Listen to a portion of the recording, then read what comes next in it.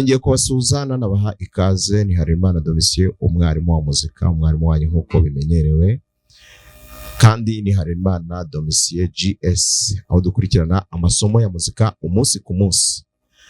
Uyu munsi rero ngiye gukora indirimbo yitwa Dativa. Hari umuntu by'umwihariko wabinsabye. Dativa ntabwo ifite amanota menshi, ariko nanone ifite iriya melody yitangira,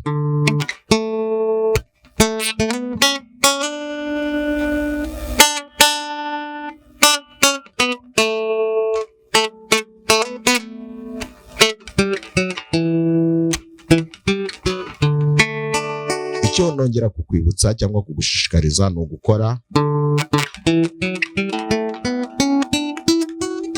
ihuzamanota, reka bariko ryita gukora ihuzamanota cyangwa scale. Muri iyi position ya re ya gutya, urabona iyi re ushobora gufata gutya cyangwa gutya, uko muri iyi position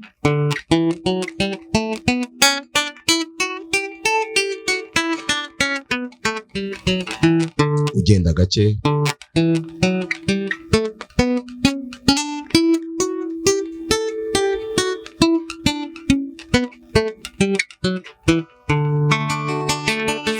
mu gihe rero uri gucuranga melody warakoze imyitozo bizagufasha cyane.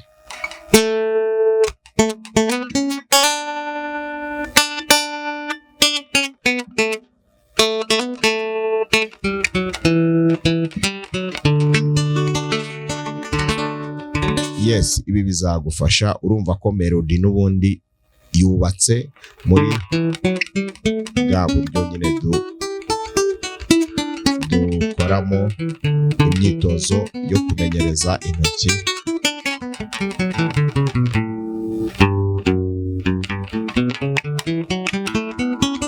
Wakora ukageza no hejuru. Yes, biragoye. Dativa rero aracuranga. Ikindi iri muri bwa buryo bwacu tugarata dukoresheje intoki enye, igikumwe, urutoki rwa mbere, rwa kabiri, rwa gatatu. Igikumwe gikubita umurya nyine kiri kuri akoro, gikubita re, kabiri rimwe gakurikiraho, yongeze hasi, kabiri subiramo, rimwe gasubiramo. Ngira ngo urabibona. Iri muri iyi njyana rero, cyangwa ubu buryo bwo gucuranga uhuzahuza intoki. Ngira ngo uyu ni nawo umwitozo wa mbere muri za finger style cyangwa uburyo bwo kugarata gitari. Umunsi wa mbere ubona wanyuze umutima, inshuti ku buryo ntakekaga. Urabona mvuye kuri umunsi wa mbere ubona wanyuze umutima, inshuti ku buryo ntakekaga. Ugenda uva kuri re, umunsi wa mbere mubona, wanyuze umutima ukagaruka kuri re, inshuti iracyari muri re. Uburyo iyi randi gufata ni la septième, ngira ngo urabibona. La septième ibirimo iki? Ibirimo sol. Iyi solo niyo yigira septième. Kugira ngo akore be septième, inota rya karindwi urarizamuraho igice ukaryuzuza. Iyi ari fa dieze, kandi ya solo dieze ukayigira solo yuzuye. Umunsi wa mbere mubona, urumva ni kabiri. Umunsi wa mbere ubona wanyuze umutima, inshuti uburyo ntakekaga. Ikindi wayishyira muri gamu ushaka, kubera ko ubundi muri re ushobora no kwizamura ukayishyira muri mi cyangwa ukayishyira muri fa cyangwa fa diezi cyangwa solo bitewe nawe ushaka.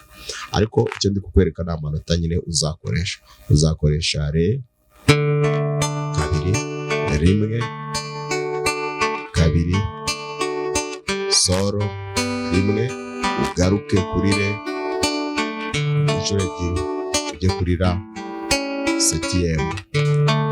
Nsubiremo. Umunsi wa mbere mubona wanyuze umutima, inshuti uburyo ntakekaga. Ibi ni byo dusubira, ibi ni byo ujya dusubiramo.